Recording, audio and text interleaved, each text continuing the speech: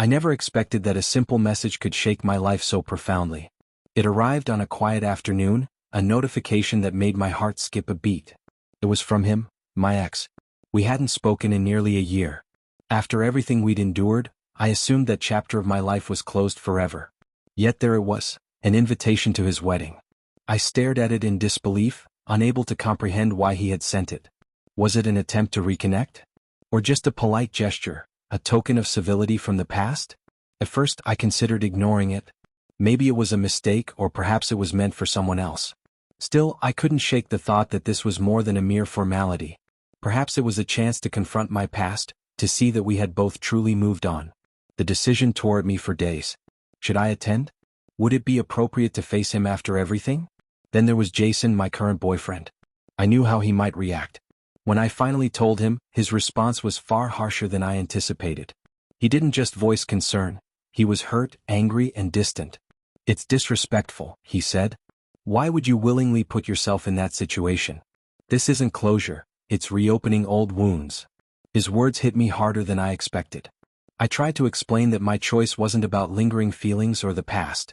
I wanted closure for myself, a way to truly see that he had moved on, and that I had too. I thought it might bring a sense of peace. But Jason couldn't understand it. To him, attending the wedding was a betrayal.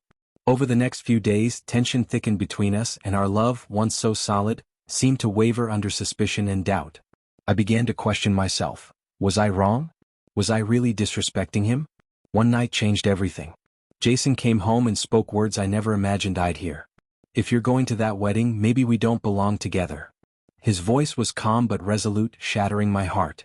I begged him to understand, to see that my choice wasn't about the past, but about confronting it to ensure it no longer haunted me.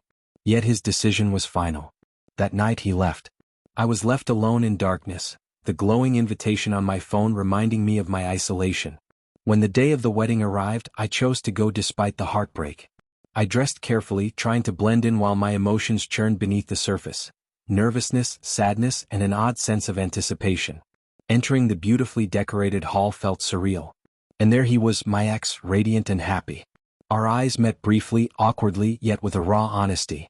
In that moment, I realized the wedding wasn't just a celebration, it was a farewell. As the ceremony unfolded, I felt a mix of closure and melancholy. Seeing him promise his life to someone else forced me to confront what had been lost, and what I was still fighting to protect. Thoughts of Jason surfaced. Could things have been different if I had made another choice? Could I have avoided this rift? Afterward, I tried to reach out to him, to explain and repair what had been broken, but he remained guarded and hesitant. He needed time to process, and my decision had shaken his trust. I came to understand that love alone cannot always bridge the divide created by doubt. In the weeks that followed, I reflected on my actions. Accepting that invitation wasn't a simple act.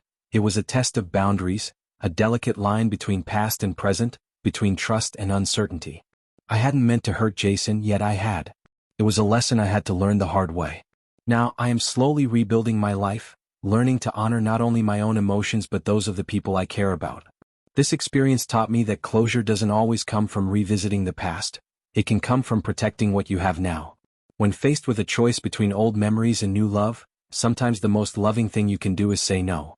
This wasn't just about a wedding invitation. It was about decisions and their ripple effects.